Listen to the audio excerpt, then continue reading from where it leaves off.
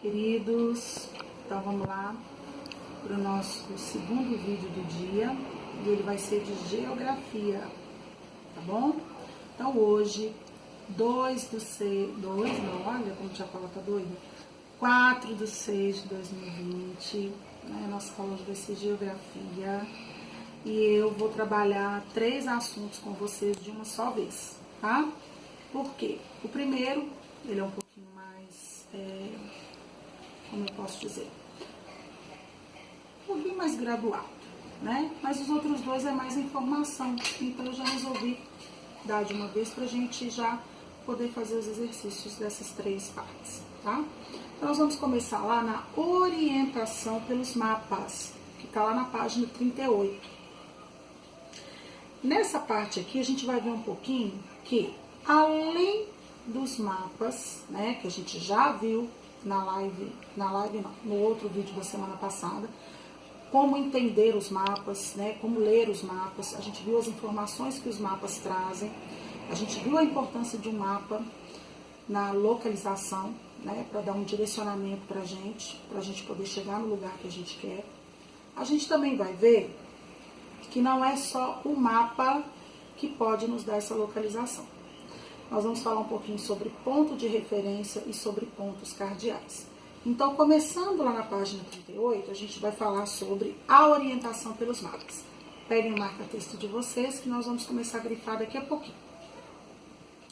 Quando nos deslocamos no município onde vivemos, ou em qualquer outro lugar que visitamos, podemos nos orientar por meio dos pontos de referência. Para ir de um lugar a outro, precisamos saber a direção que devemos seguir. E ela pode ser indicada a partir de referências. Então, nós vamos grifar de quando até referências. Professora, o que isso está dizendo aí pra gente? Está dizendo o seguinte: quando eu preciso ir a algum lugar e eu não sei como chegar nesse lugar, geralmente as pessoas passam pra gente uma referência, ou seja, um ponto onde vai ser assim visível, você vai chegar e vai encontrar aquele ponto. Se você encontrar aquele ponto, você vai estar próximo ao seu destino. Um exemplo, a nossa escola. A nossa escola, ela fica localizada no Cristina B. Aí a pessoa pode falar assim: nossa, mas eu nunca fui no Cristina B, nem sei se tem outros Cristinas, como que eu faço para chegar lá? Muito simples. Você indo pela Avenida Brasília, você vai chegar no Cristina C. Ao chegar no Cristina C, você vai se deparar com o canal. Nesse canal, a nossa escola está próxima a esse canal, próximo ao campo do Grêmio. Ou seja, eu dei 2 pontos de referências aí. Eu falei sobre o canal, que é muito conhecido, e falei sobre o campo do Grêmio. Então, para chegar no Instituto Santa Amélia, se eu usar esses 2 pontos de referência, eu vou conseguir chegar lá. Outro exemplo, o Vila Forte, aquele supermercado que foi construído há pouco tempo. Eu preciso fazer compra no Vila Forte. Mas onde fica o Vila Forte? Ali na Avenida Brasília. Você conhece a fábrica da Ortocrim, a antiga fábrica da Ortocrim? Sei onde fica. Então, o Vila Forte é ali. Ao lado do Vila Forte também está sendo construído um conjunto de prédios. Então, vejam que eu dei 2 referências para que a pessoa pudesse localizar o Vila Forte. Isso, meus queridos, são chamados referências, é um lugar que você aponta para direcionar o caminho para que aquela pessoa precisa seguir. Então, isso é um ponto de referência. Bom, além dos pontos de referência já conhecidos por você, muito úteis para locomoção em um bairro ou em uma cidade, existe um importante ponto de referência que indica as direções em qualquer lugar do mundo. Seria a posição do Sol no horizonte. Então, além dos pontos de referência que eu acabei de citar para vocês, e que eles podem ser inúmeros, vai depender de acordo com a sua necessidade e do local que a pessoa quer ir, nós também vamos ter a localização, ou melhor, nós vamos ter a posição do Sol no horizonte para nos direcionar também. Então, nessa parte aqui, a gente vai grifar do além dos pontos de referência, já conhecidos por você, então até você, além dos pontos de referência já conhecidos por você, nós vamos colocar aqui, existe um importante ponto de referência que indica as posições em qualquer lugar do mundo, que é a posição do Sol no horizonte. Então, aqui nós vamos grifar de além até por você, na primeira linha ainda, e depois lá na segunda linha de existe até horizonte, tá? Bom, lá na página 39, então, nós vamos ver como que a posição do Sol no horizonte pode nos direcionar. Então, começa falando o seguinte: pela manhã, o Sol aparece na direção leste, ou seja, ele nasce no leste. Ao entardecer, quando o Sol desaparece, quando ele se põe no horizonte, ele está na direção oeste. Para que as demais direções possam ser identificadas, basta que você aponte o seu braço direito para onde o Sol nasce. À sua esquerda vai estar o oeste, à sua frente vai estar o norte e atrás de você vai estar o sul. Dessa forma, nós temos um bonequinho na página 39 fazendo essa posição aqui para a gente ver.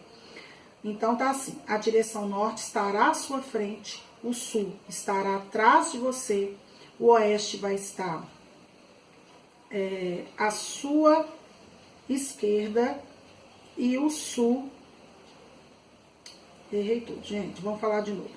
A direção norte estará à sua frente, o sul estará atrás de você, a oeste vai estar à sua esquerda e a leste vai estar à sua direita, tá bom?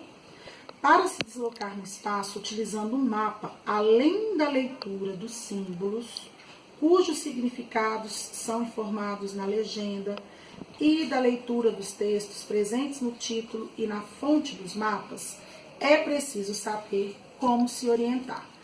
Essa parte aqui está fazendo uma referência lá na página 35, que eu falei com vocês no último vídeo de geografia, que para a gente ler e entender o mapa, a gente precisa conhecer a linguagem deles. Então, a gente falou do título, falamos da fonte, falamos da legenda, que são as três que a gente consegue identificar logo de cara.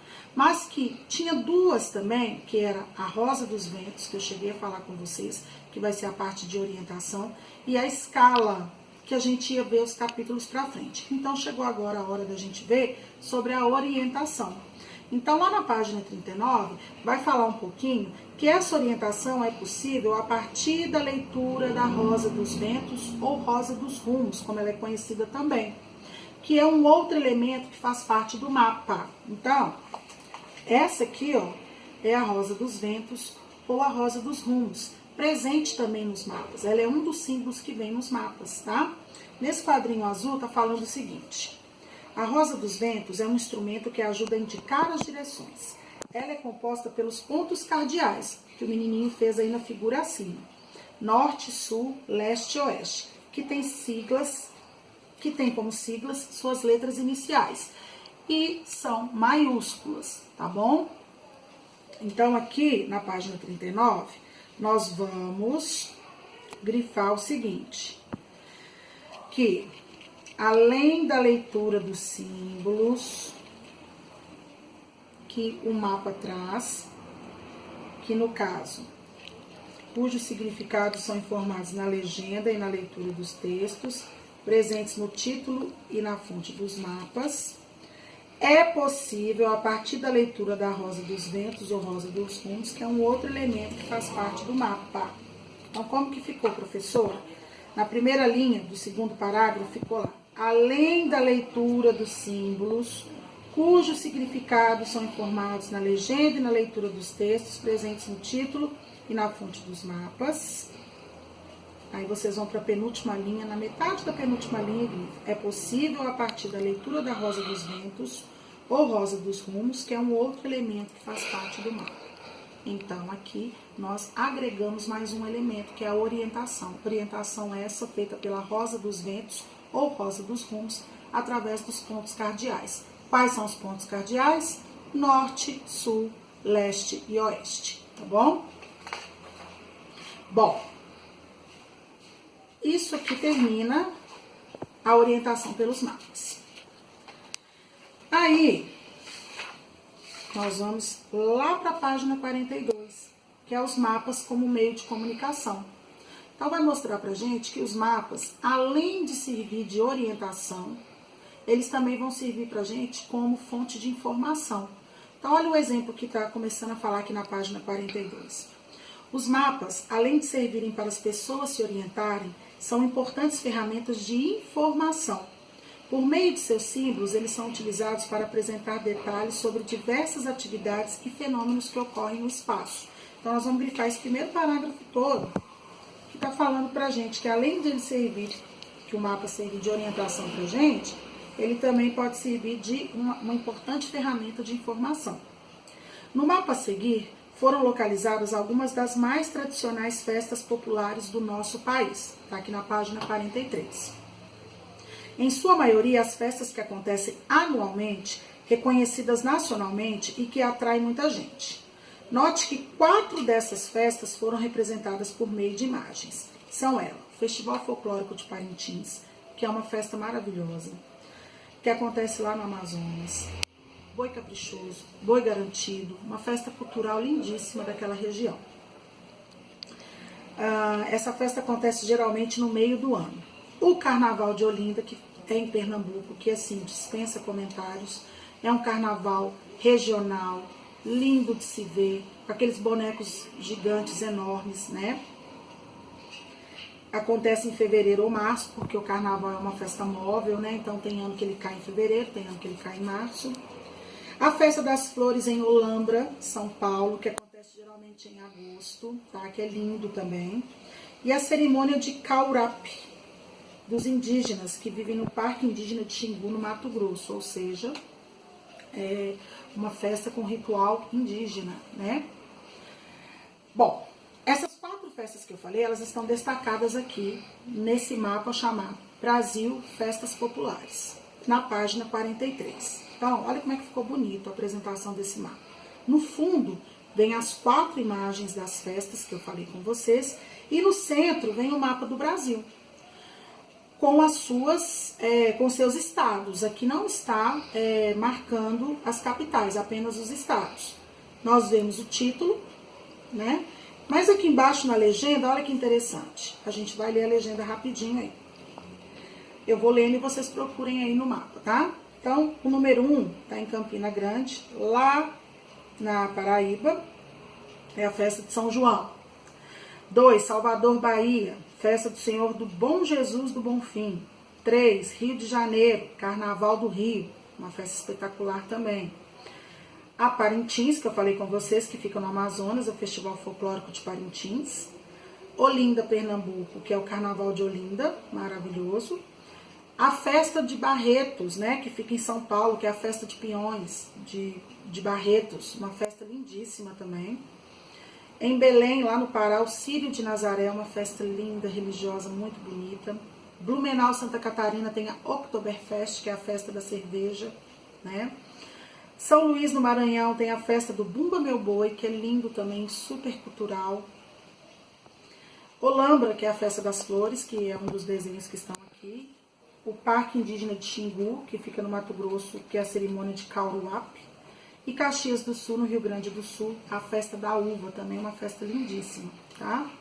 Assim como os mapas do tesouro, o mapa que você acabou de ler apresenta algumas das maiores riquezas existentes em nosso país, que são as festas populares.